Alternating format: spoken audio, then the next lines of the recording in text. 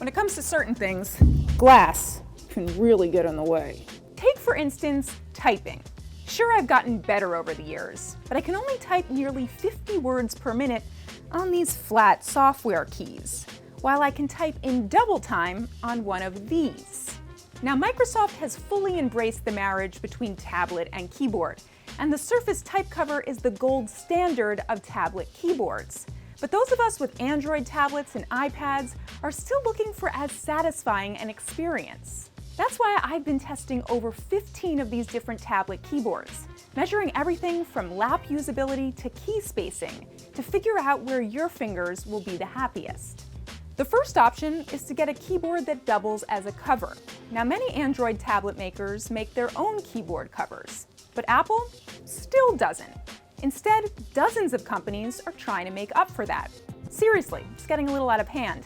BELKIN, Logitech, even ZAGG make at least 3 keyboard covers for the iPad. Out of all of them, I like the ZAGG FOLIO the best. It has decent-sized keys with a blue backlighting for working in the dark.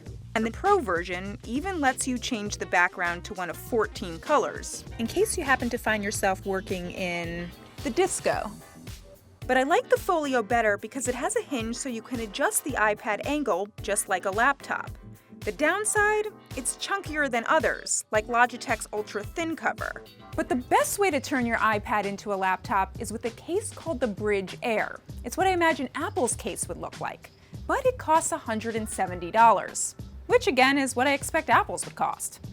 It has comfortable backlit keys and an aluminum panel that's incredibly sturdy for typing, even when your legs are crossed. But it weighs more than the iPad Air 2 itself. I also tested a much cheaper model, but while the $38 NEWTRENT case has an awesome hinge, the chunky keyboard felt terrible. That's why you may just want to get a mobile Bluetooth keyboard that you can toss in a bag instead.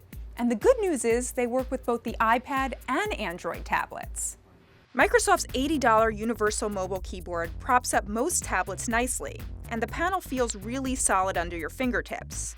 If you already have a tablet stand, Amazon's $60 Fire keyboard is incredibly thin, and the keys are nice and wide. The last thing you might want to consider is a slightly less mobile keyboard, which will increase your typing comfort and make you feel like you're working at a desktop. Instead of Apple's own $69 wireless keyboard, or Belkin's plug-in version that looks and sounds like it's from 1985, I'd go with the $50 Logitech K480 or a cheaper Bluetooth option like this $20 Encore. There's still no perfect keyboard for the iPad or Android tablets, or at least nothing that compares to the Surface's ease of use and design. But all the keyboards I've shown you today definitely beat tapping away against this. Can someone let me out of here? Anybody?